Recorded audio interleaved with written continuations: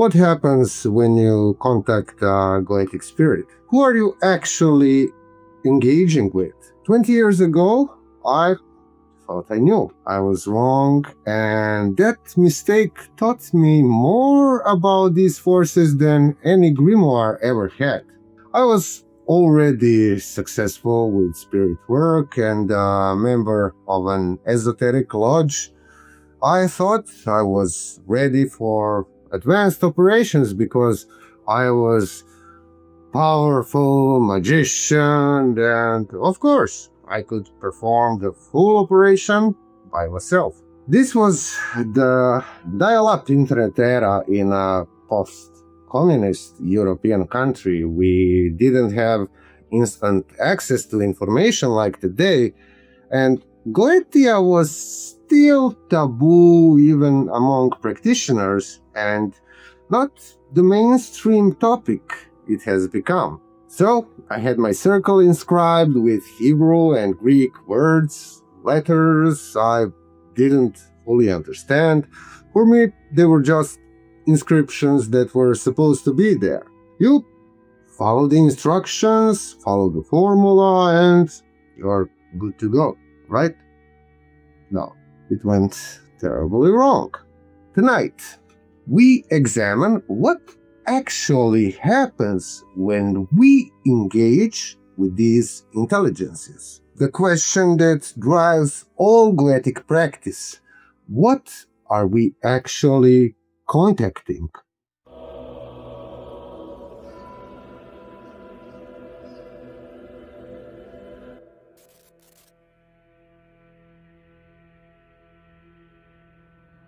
Open any grimoire and you'll find names, ranks, legions, offices.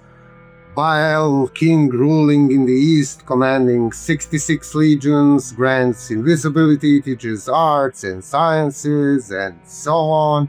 But who or what is Baal?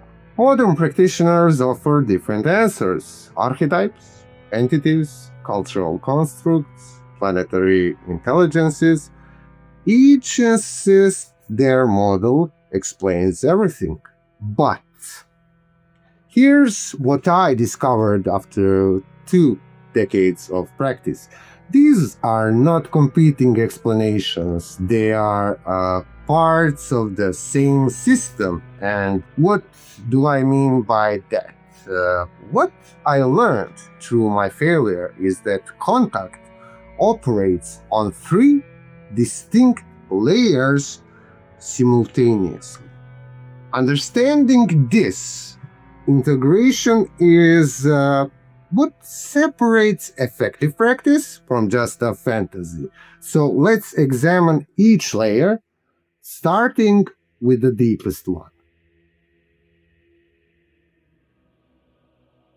Beneath every name in these old books runs something that existed before all our categories and frameworks. In, for example, Mesopotamia, priests, exorcists, they worked against evil Utuku spirits. In ancient Egypt, execration rites bound forces through inscribed names. Technology of spirit contact appears across cultures because it addresses something real. You see this common tendency on YouTube of reducing to Goetia to a catalog of helpful spirits, and that misses the point entirely, because here's the crucial part. You are interfacing with the primordial consciousness that operates by completely different laws than ordinary awareness. Raw force needs structure, or it can overwhelm the mind. That's why grimoires obsess over protection. This primordial layer provides the power, but power alone isn't enough for meaningful contact, which brings us to the second layer. The entity, Baal, as described in the Lemegeton, represents centuries of magical engineering. The Solomonic tradition developed systematic methods for stable contact, and every element serves a purpose. The circle provides psychic insulation and establishes a microcosmos under your will. Divine names establish legitimate authority within cosmic hierarchy. The triangle of art, it creates controlled space for entity appearance. When you vibrate those sacred names correctly, when you time the operation to planetary hours, when you consecrate your tools, you are following protocols that activate established relationships. Many practitioners dismiss this complexity as medieval superstition, medieval Christian fear, but centuries of continued practice prove otherwise. The objective layer explains why pronunciation matters, why timing affects results, why proper preparation is critical. You are establishing contact with intelligences that exist independently and respond to legitimate magical authority. Traditional conjurations work because they align with how these forces actually operate. But even understanding both primordial force and objective entity isn't complete without the third component. Let me be clear. I'm not saying bile is just in your head. Your psyche is the interface. Let's say it is receiver through which this contact is mediated. Your mind contains archetypal patterns that they resonate with these forces. If your receiver is distorted by ego, fear, ignorance, this signal gets corrupted. And this is where Jung's work on archetypes becomes practically relevant, yeah? The Neoplatonists call this the anima mundi, the world soul that connects all consciousness. Your individual psyche participates in this universal medium, which is why proper preparation aligns you with forces that exist beyond personal imagination. The grimoires don't just give you formulas, they prepare you psychologically. Fasting, meditation, purification rituals, they align your internal receiver with the frequency you are attempting to contact. My failure, it happened because I ignored this layer entirely. I had the primordial force. I activated the objective protocols, but my psyche was completely unprepared. That experience taught me that all three layers must work together. Now, here's how this looks in practice. So, we have primordial current, structured intelligence, psychological interface. When these three aspects align, Goetic contact produces consistent results, right? The primordial layer provides power, the objective layer provides structured intelligence, your prepared psyche provides this stable interface for direct communication. So how to use this in an actual operation? Start with research using original sources and calculate proper planetary timing.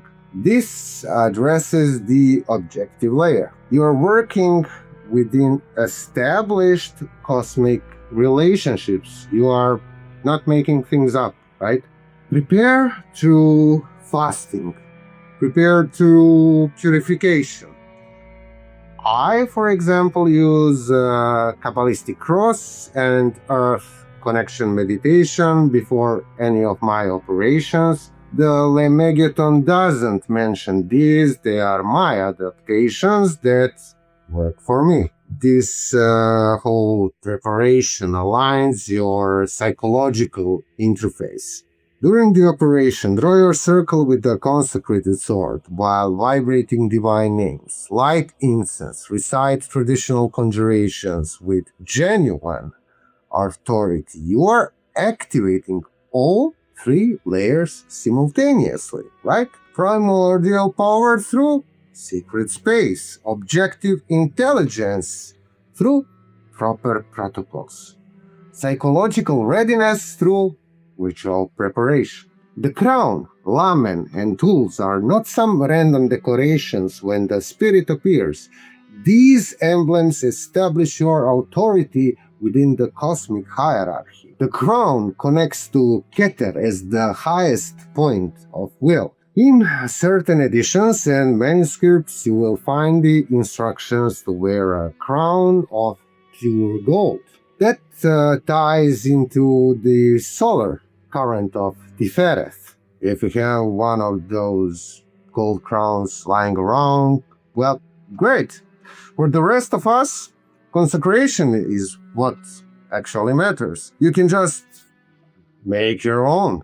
I mean, the power comes from ritual authority, right? Your staff projects your will as an extension of your arm. Journal everything. Observe changes over 40 to 72 hours.